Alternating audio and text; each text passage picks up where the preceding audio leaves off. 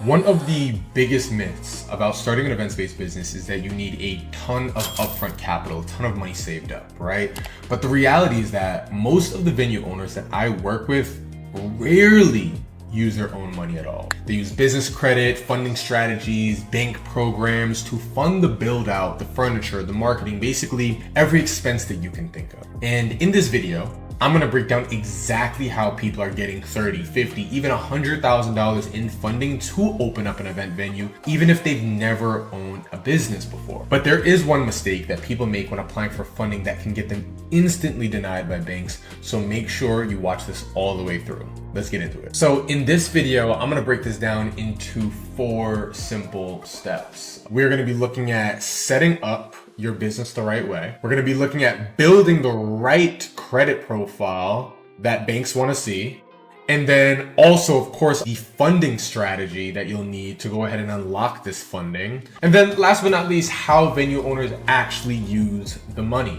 So number 1, let's talk about setting up the business the right way. So there's a couple different things that you're gonna need. If this sounds repetitive, totally get it. You can kind of like skip through. But for those who definitely need it or just want to make sure that they're doing it the right way, you definitely want to stick around and watch this. So number 1, obviously you can't just walk into a bank with an idea, right? You got to have the right things in place. So you got to obviously have your LLC, EIN, business bank account, business phone number, business address, and then of course a website. Now you're probably wondering like, Brian, why do I need all these things? Like I don't have a business. How am I supposed to get these things started? So here's the thing. You got to start with the end in mind. LLC and EIN, that's super easy. You can use websites like Swift Filings, InkFile, LegalZoom, Rocket Lawyer, those things like things like that. EIN, you can go ahead and get from like Department of State, the Secretary of State of your state's website. Business bank account, pretty self-explanatory. You could go to your neighboring bank, Chase, Navy Federal, Capital One, Wells Fargo, whoever you normally bank with, like there's a good possibility they probably already have like a business bank account. You could just utilize that. Business address. Now business address is a little bit tricky. I know a lot of times people go ahead and utilize like their personal address or their mom's house. You got to understand that this public record. I wouldn't do something like that. If you don't have a business address that you can go ahead and utilize off the rip, off the cuff, I would definitely use something like called a virtual address. There's actually 2 ways you go about it. There's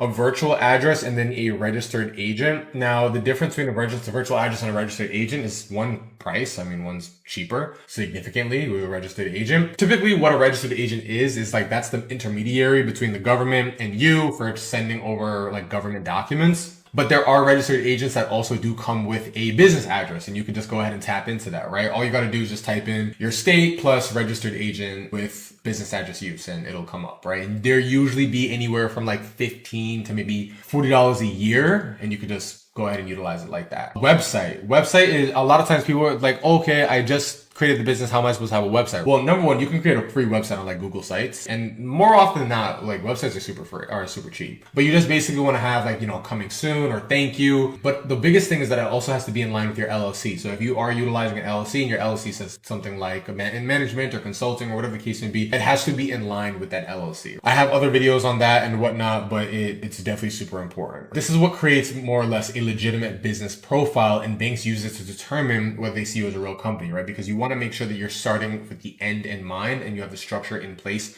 from the jump. Okay. So the next thing that we want to go ahead and do is we want to build the business credit profile the right way. So usually with this, I usually recommend a 650 or higher credit score, but you want to focus on certain things. Right now, obviously credit is split into 5 phases, right? Like we have new credit, we have credit mix, we have utilization. I know you guys have heard all these things before, payment history, average age, and all these things are super important. But the number 1 things that you want to really pay attention to are utilization and payment history.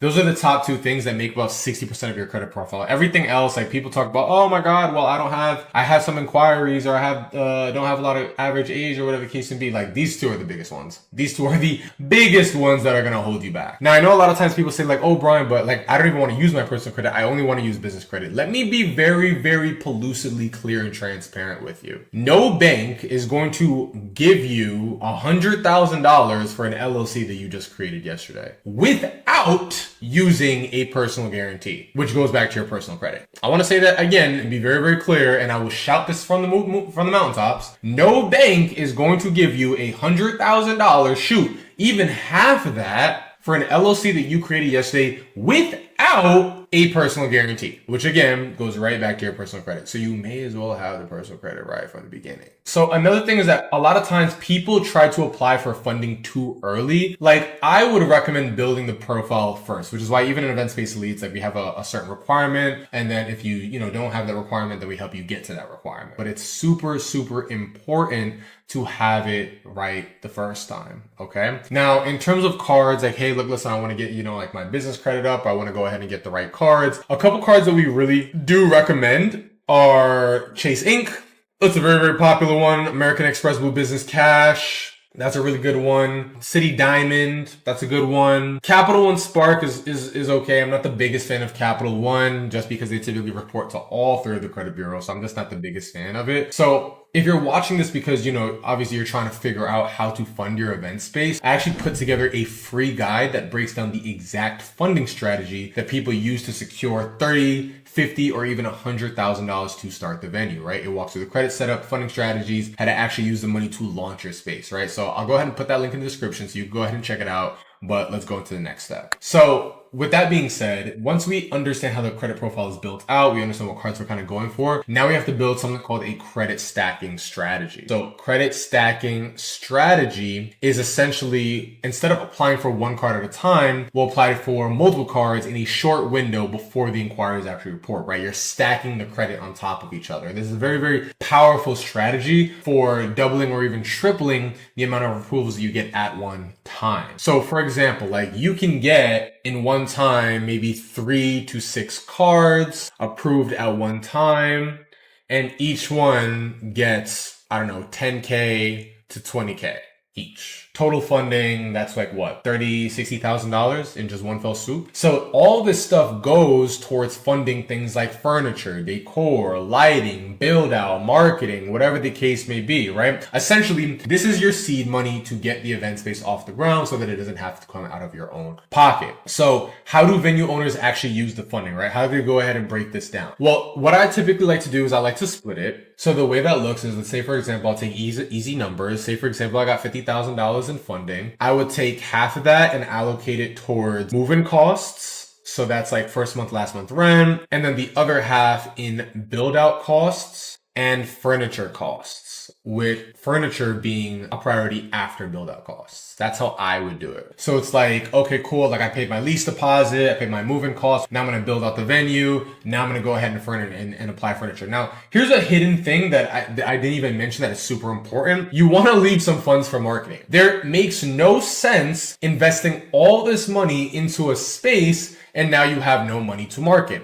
Unless you plan on going crazy with organic and social media, which 9 times out of 10 people don't, you're gonna need money for marketing, or else guess what? Your event space will literally flatline. Any business would. Unless you have the next ChatGPT or something like that, but you need some type of marketing.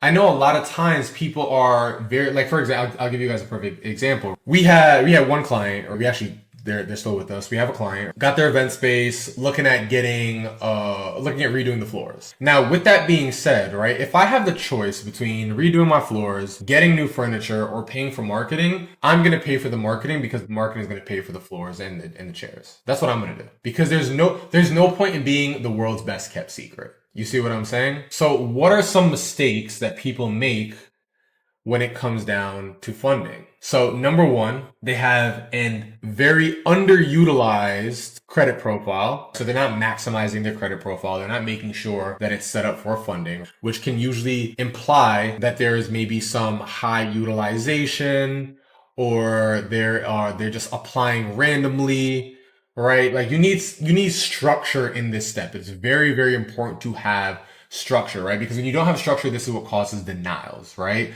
But that's essentially how people are able to fund an event-based business without using their own money. And once you understand how business credit and funding works, the biggest barrier to starting your venue usually disappears, and that's capital. So if you want the full breakdown of how to do this step by step, make sure you grab the free guide in the description. And for those who are super duper serious about getting their venue up and running, navigating through funding, navigating through marketing, knowing exactly what to go ahead and allocate the money to and whatnot, all you have to do, there will be an option to book a call with us, and we'll basically walk through what's working in terms of how to go ahead and work with us one-on-one and what that looks like. So hope to talk to you soon. I'll see you soon.